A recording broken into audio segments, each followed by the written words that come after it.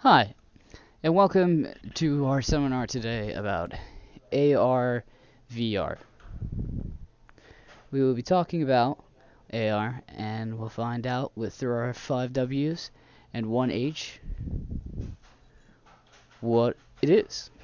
AR is a computer generated simulation of three-dimensional image or environment that can be interacted with in a seamlessly real or physical way by a person using special electronic equipment, such as a helmet with a screen inside or gloves fitted with sensors. This definition was provided by the Oxford Language. And as we continue on, who is using AR?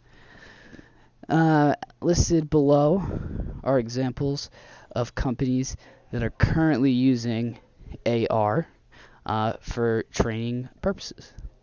First, we have Walmart. Next, we have Porsche.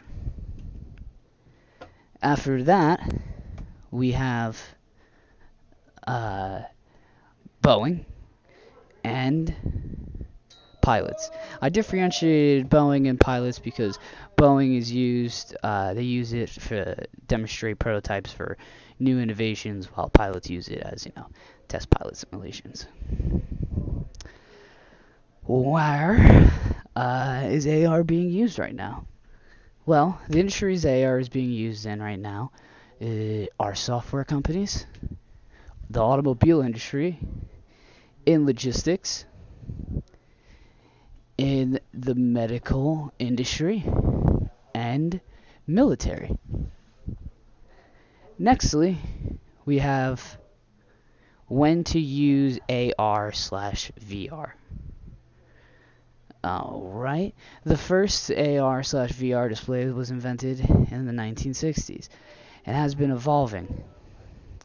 In 1965, Nintendo came out with the first VR console called a Virtual Boy. Today, a good portion of corporations are using VRs for training and simulation. VR use in the future will be how people interact through the metaverse. Why should you use AR/VR? The following are reasons organizations use AR/VR, and is not limited to just these. Corporations are currently using VR to train employees. It can be used to demonstrate a new product, and the VR is the gateway to the metaverse. How does Sweden utilize AR/VR for their SDGs? In Sweden, they use AR and VR as an advanced educational tool for students. This allows for better visualization for students without the need for costly models.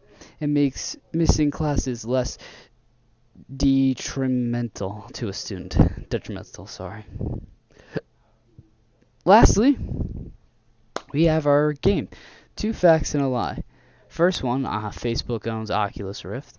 Second, AR/VR is used for commercial and recreational purpose. Thirdly, AR and VR can make you dumb.